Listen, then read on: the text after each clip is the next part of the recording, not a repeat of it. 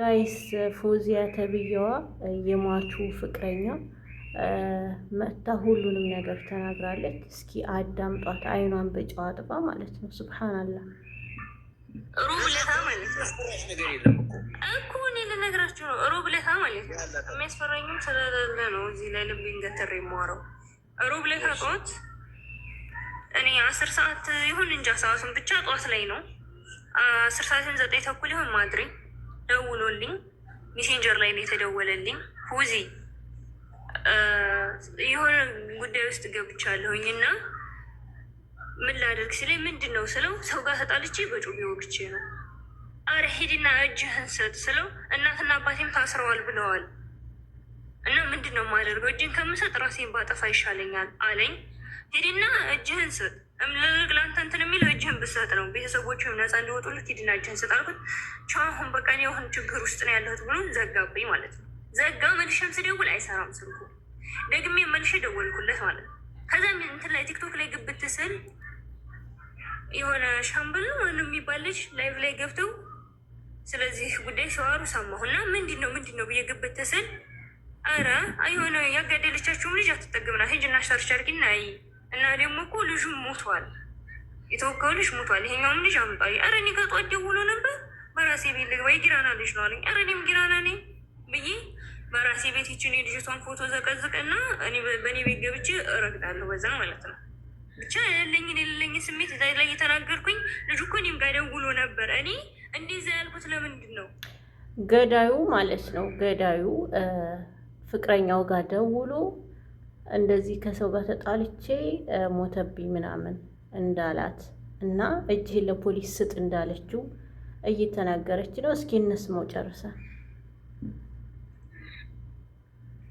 ሮሲን እዚህ ላይ ግልጽ እንዲሆን ልጁ እንትን እንዲል ነው። እዛ ላይ እንትን ብዬ መጥቼ ቲክቶክ ላይ እንደዚህ ነው እንዲህ ነው ያልኩት። እኔ እሱን እንትን ማለት አለብኝ። እዛ ላይ መጥቼ እንዲህ ነው ማለት አልችልም። ጸጥ ነው የምለው። ይህ ልጅ እኮ የሰው ነፍስ ነው እንጂ ያጠፋው የድመት ነፍስ አይደለም ያጠፋው። አንቺም ተጠያቂ ነሽ በነገርሽ ነው። እሺ ልጁ ጋር ምንድን ነው ያችን ያለችው? ሩብ ለታ ማለት ነገር የለም እኮ በነገራችን ላይ ምንድን ነው እያለች ያለችው? ከገዳዩ ጋር ከተዋወቁ ገና 10 ቀን እንደሆናቸው የ10 ቀን ጅንጀና እንደሆነ ጅንጀናውም ኖርማል ጅንጀና እንደሆነ ነው እየተናገረች ያለችው። በነገራችን ላይ የ10 ቀን ያክል ጊዜ ትውውቅ ኑሮት ወይም ኑሯት እንዴት ነው ደውሎ የሰው ሕይወት አጥፍቶ እንዲህ አድርግ ያለሁና ደብቂኝ ወይም ደግሞ ቦታ አመቻችልኝ ሌላት የሚችለው? እዚህ ጋራ እኔ እንደተረዳሁት ከሆነ ልጅቱ የደበቀችው ነገር አለ ብዬ ነው የማስበው። ማለት የ10 ቀን ያክል ነው ትውውቃቸው እሷ እንደተናገረችው ከሆነ ማለት ነው።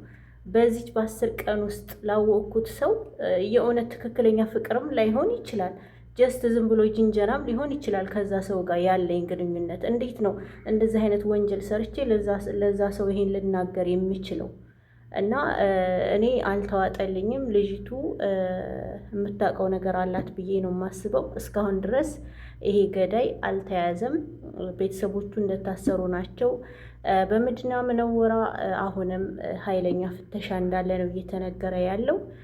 ሌሎችንም ያለ ጥፋታቸው በማይመለከታቸው ነገር ከምታስገቧቸው ይሄ ልጅ ያያችሁ ብትጠቁሙ ጥቆማ ብታደርጉ መልካም ነው ብዬ አስባለሁ። በነገራችን ላይ የሰርጉ ቀን ሕይወቱ እንዳለፈ ልጁ ገዳዩን አሸሸውታል ብለዋል። አሸሸውት አስክሬኑን እዛ ጋር አጋድመው እነሱ ይጨፍሩ ነበር እንዳወሩት ከሆነ ማለት ነው።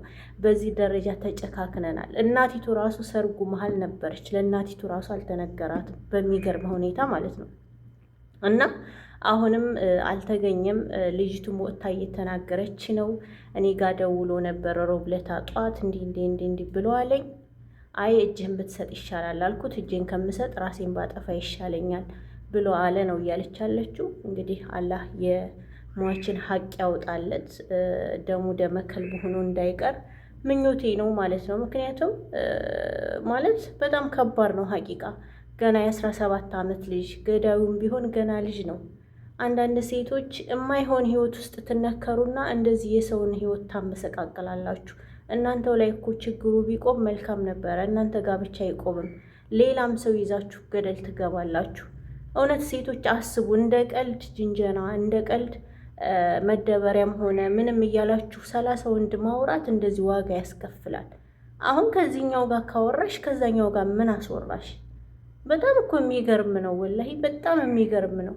ሲጀመር ጅንጀና ብሎ ነገር ሀራም ነው አይደለም? ማግባት ከፈለጋችሁ በሐላል ማግባት፣ ካልሆነ ደግሞ አይ ግድ እንጀናጀናለን ካላችሁ ከአንድ ሰው ጋር መጀናጀን፣ 30 ጋር መጀናጀን ይህ ዋጋ ያስከፍላል።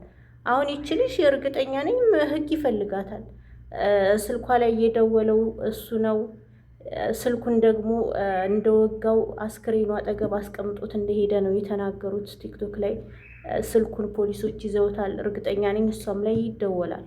መጨረሻ ላይ እሷ ላይ ስለሆነ የደወለው ምን ይሻለኛል ብሎ ሊያማክራት፣ ቦታ ፈልጊልኝ ደብቂኝ ብሎ ሊያማክራት እሷ ላይ ስለደወለ ይዛኔ እሷ ትያዛለች ብዬ አስባለሁ። ቲክቶክ ላይ ወጥታ ግን እየደነፋች ነው። የ10 ቀን ጊዜ ያክል ነው የምንተዋወቀው፣ ያን ያክል ጅንጀና የለንም ምናምን እያለች ነበረ። እሱንም ላሰማችሁ። እሱ ልጁ ጋር ምንድን ነው ያንቺና የልጁ ግንኙነት? ኧረ እኔ አንተዬ እንደው የረባ እንኳን ትንነት የለውም። የረባ እንኳን ጅንጃኔ እንኳን የሌለው ነገር ነው። እኔና ልጁ እንኳን ከተዋወቅን 10 ቀን ነው የሚሆነን ነው ላይ አስባችሁታል? እሺ በ10 ቀን ታዲያ እኔ የተዋወቅንበትን ቀኑን ራሱን አትሆነ ቲክቶክ ላይ ወላሂ ያሳያሉ። ቲክቶክ አልጠፋም አሁን ድረስ ቲክቶክ ላይ። በጣም የምታስጠሉኝ ወላሂ እያላችሁ የምትዋሹ ወላሂ እያላችሁ የሆነ በቃ ጅንጀና 30 ወንድ የምታወሩ ሴቶች ወላሂ ታሳፍራላችሁ። አታፍሩም ደግሞ። የሚገርማችሁ ሟችም ገዳይ የሚችም ሴት የአንድ አካባቢ ሰዎች ናቸው። በ10 ቀን ውስጥ ብቻ ተዋውቆ ሰው እንዲነብስ አጥፍቶ እንዴት ተቀበኝ ሎኬሽን ላኪልኝ ብሎ ሊደውል ይችላል? እንዴትስ ያምናል? 10 ቀን ብቻ እንዴት በ10 ቀን ውስጥ ይህን ያክል ጥግ እንዴት ሊሄድ ይቻላል? ከባድ ስራ ሰርቶ ማለት ነው። እኔ የተዋወቅንበትን እስከቀኑ አስቀምጥልሃለሁ እዚህ ላይ አልኩህ እኮ ቲክቶክ ላይ ገብቼ አሳይሃለሁ። የእኔም ጥያቄ እሱ ነው። 10 ቀን ያክል ብቻ ነው የማውቀው፣ የ10 ቀን ጊዜ ብቻ ነው ትውውቃችን አለች። የ10 ቀን ጊዜ ትውውቅ ያለው ሰው እንዴት ነው ሰውን ያክል ህይወት አጥፍቶ የሰው ልጅ ገሎ እንዴት ነው 10 ቀን ብቻ ለማውቀው ሰው ደውዬ እንዲህ ብዬ ልነግረው የምችለው? የ10 ቀን ትውውቅ እኮ እንኳን ይሄን ከባድ ሚስጥር ይቅርና እውነተኛ ፍቅር እዛ ሰው ጋር መኖሩን ራሱ እኮ እርግጠኛ አልሆንም። ፍቅር ውስጥ የምትገቡት መቼም ረጅም ጊዜ ካወራችሁ በኋላ ምናምን ነው ብዬ አስባለሁኝ። በ10 ቀን ውስጥ እንኳን ይሄን ትልቅ ሚስጥር እናገር ይቅርና እውነተኛ ፍቅር እሱ ጋር አለ ወይ? እውነት አፈቅረዋለሁ የሚለውን ላቅ እችላለሁ። እሱ ያፈቅረኛል ወይ የሚለውን ራሱ እርግጠኛ ልሆን አልችልም። እና ይቺ ልጅ ትልቅ የደበቀችው ነገር አለ ብዬ ነው እኔ የማስበው ማለት ነው። ሸሃርኪ ልክልሃለሁ። ከውስጠውን ከፈለክ እዚህ ማልተሽ ለጥፊ ካልከኝ እለጥፈዋለሁ። ምንም ችግር የለብኝም።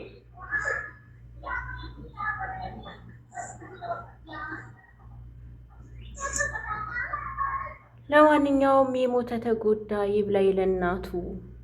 እናቱ በስደት መከራዋን አይታ ደረሰልኝ ብላ ስትጓጓ በስስት ስታየው ልጇን በአጭር ተቀጥፎባታል። አላህ ሐቁን ያወጣላቸው። በነገራችን ላይ ምንም ጊዜ ሊወስድ ይችላል። ሳይታሰብ ድንገት አስጠፍተውት ወይም ደግሞ በየመን ሰደውት ካልሆነ ወደ ኢትዮጵያ አያመልጥም። ከሳውዲ አያመልጥም። ከሳውዲ አላህ ሐቁን ያወጣለት። ማንም በሰው ነፍስ እየተጫወተ እንዲዝናና ወይም ዱንያ ላይ እንደፈለገ እንዲሆን ማንም መፍቀድ አለብን ብዬ አላስብም። የእጁን ማግኘት አለበት። የእጁን አግኝቶ መቀጣጫ መሆን አለበት ብዬ ነው እኔ የማምነው። እና ውድ ቤተሰቦች ይህንን ይመስላል። ቪዲዮ ላይክ፣ ሼር አድርጉ።